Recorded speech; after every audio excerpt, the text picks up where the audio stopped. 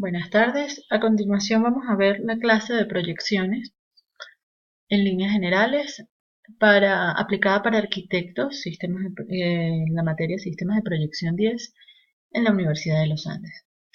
Mi nombre es Yamile Brito, soy su profesora de Sistemas de Proyección. Esta es la misma clase que se comenzó a dar en la facultad la semana pasada. No obstante, por fallas eléctricas no se pudo llevar a cabo en su totalidad. Vamos entonces a tomar esto como material de apoyo para poder ver el resto de imágenes que no se pudieron ver en ese momento. Pido disculpas a todos de antemano porque no tuve oportunidad de conseguir otro lugar donde grabar la clase, donde hubiese menos interferencia de sonido. Así que es probable que escuchemos sonidos de vehículos o algunas interferencias del entorno. De todas maneras, esta clase busca ser simplemente un apoyo, dado que la mayor parte de la materia será presencial. ¿Okay?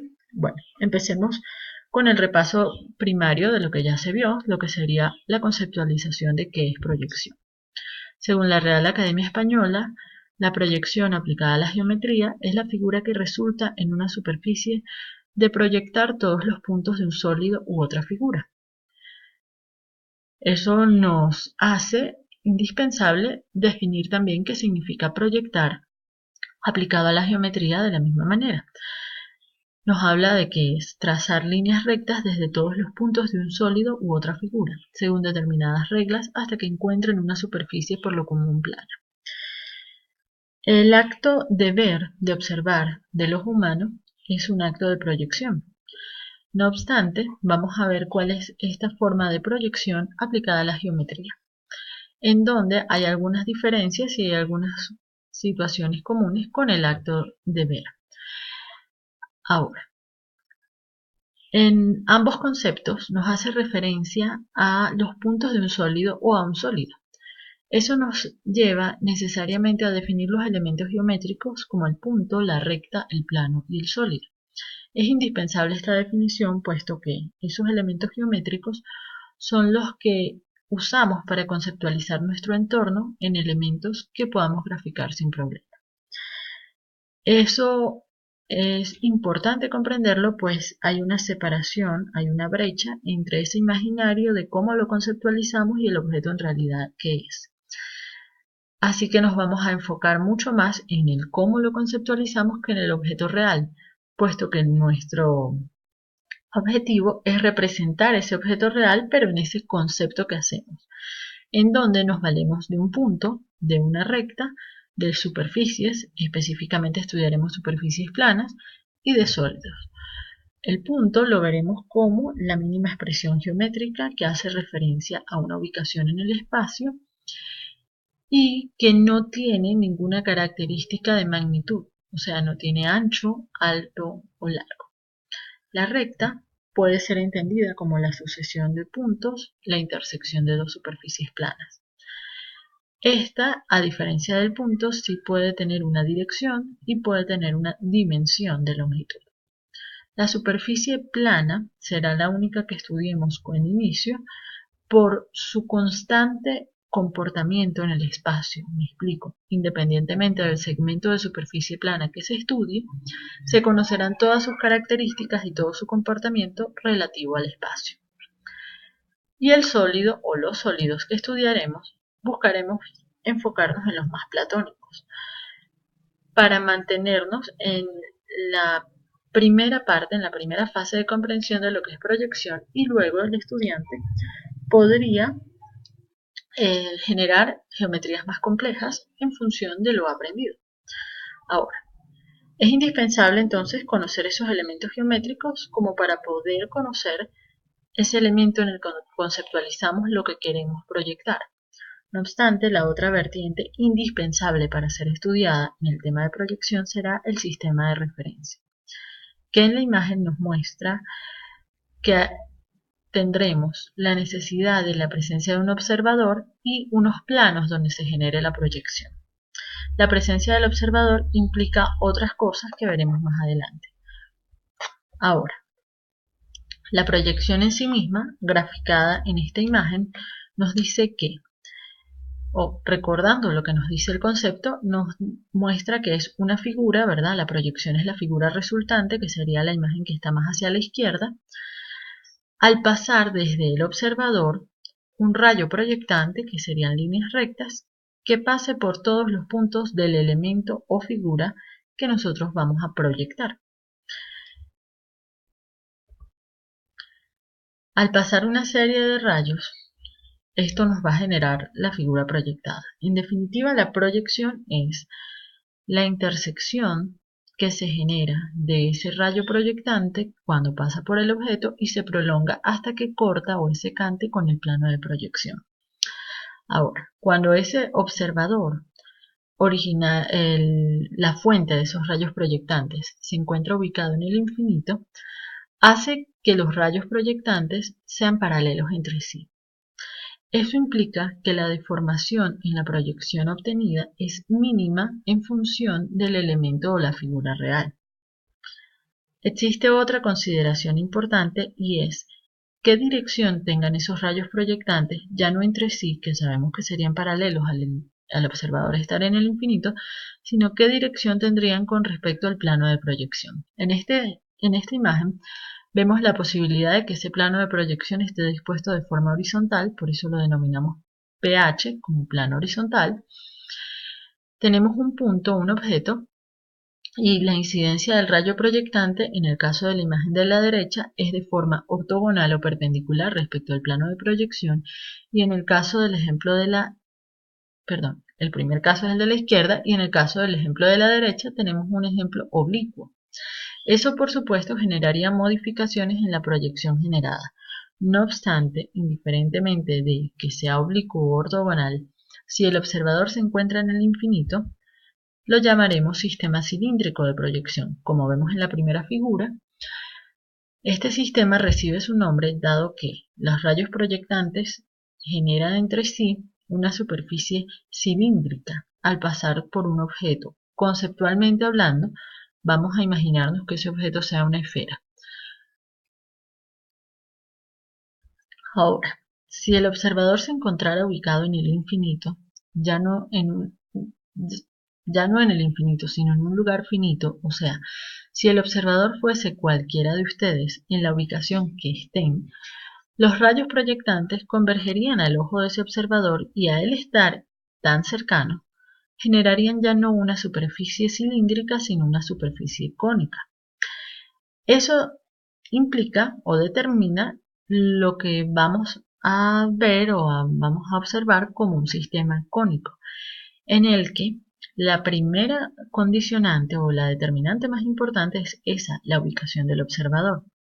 La consecuencia inevitable es, como se ve en la imagen, que la imagen proyectada o la proyección que se genera va a tener modificaciones, va a ser diferente en cuanto a magnitudes, quizás proporciones o quizás perspectiva con respecto al objeto que la proyecta.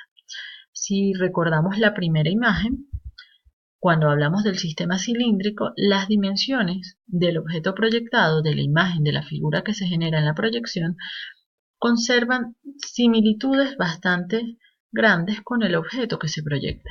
No obstante, en el sistema cónico vemos cómo, dependiendo de la ubicación del plano de proyección, la ubicación del objeto y la ubicación del observador, estas posiciones relativas hacen que la proyección sea más grande o más pequeña. Ahora vamos a hablar de los elementos que determinan el sistema de proyección en cuanto a los elementos de referencia.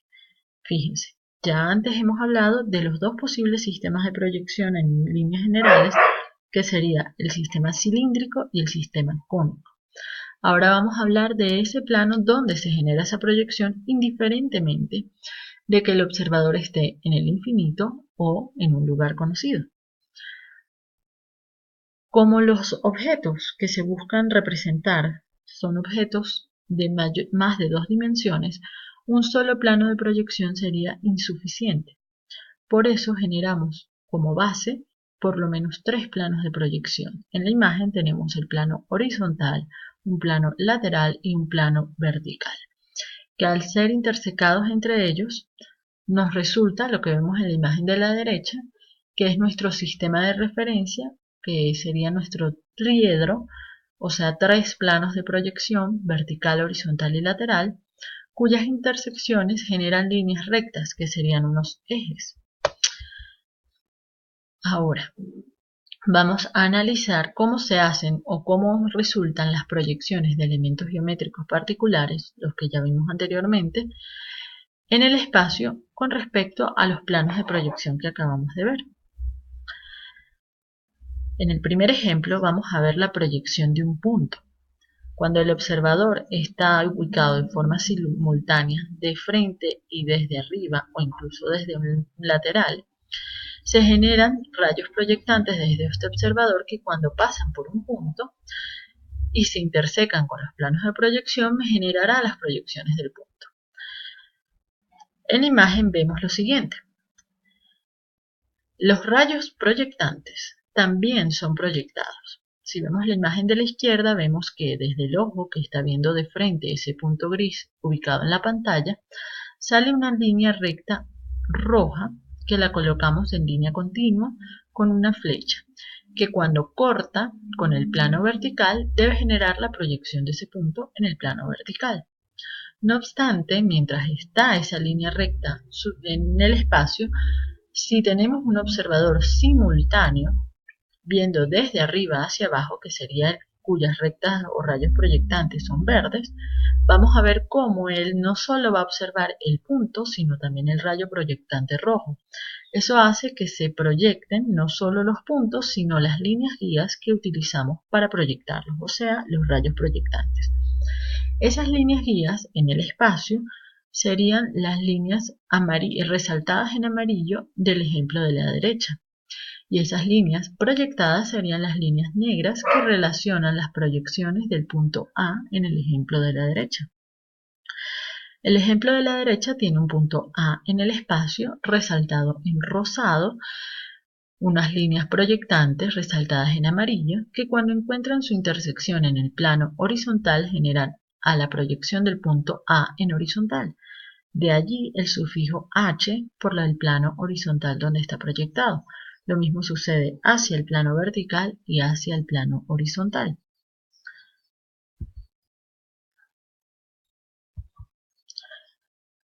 Si estuviésemos haciendo la proyección de una recta, primero tendríamos que recordar la definición de una recta como la unión de dos puntos. Y si acabamos de evaluar cómo es la proyección de un punto, en la proyección de una recta no será otra cosa distinta que generar primero la proyección de un punto, luego la proyección del otro y unir las proyecciones que son coplanares, o sea que están en el mismo plano. Por ejemplo, en el ejemplo de la derecha, nuevamente, tenemos un punto A y un punto B, determinantes de un segmento de recta AB que está resaltado un poco más oscuro por estar en el espacio y cada uno de ellos genera sus proyecciones horizontales, verticales y laterales. Las proyecciones verticales se unen, las horizontales de la misma manera y las laterales también, generando las proyecciones en todas las superficies planas. En el caso de un plano, vamos a tener que un plano, antes de empezar a ver su proyección como tal, vamos a definirlo un poco mejor. Un plano es una superficie reglada. Se encuentra dentro de esas superficies regladas como aquella en donde hay una generatriz que se desplaza en función de una directriz, manteniendo una sola dirección constante y contacto con esta directriz. Esto para verlo de forma más gráfica, no de esa forma tan conceptual que sería más sencillo explicárselos en persona.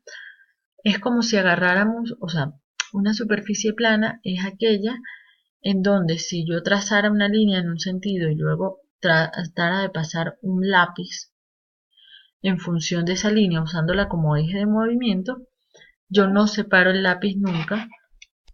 No podría entonces separar el lápiz nunca de la hoja de papel y eso es lo que me garantiza la generación de esa superficie. O sea, una superficie reglada podría estar determinada por ese lápiz en movimiento dejando esa estela.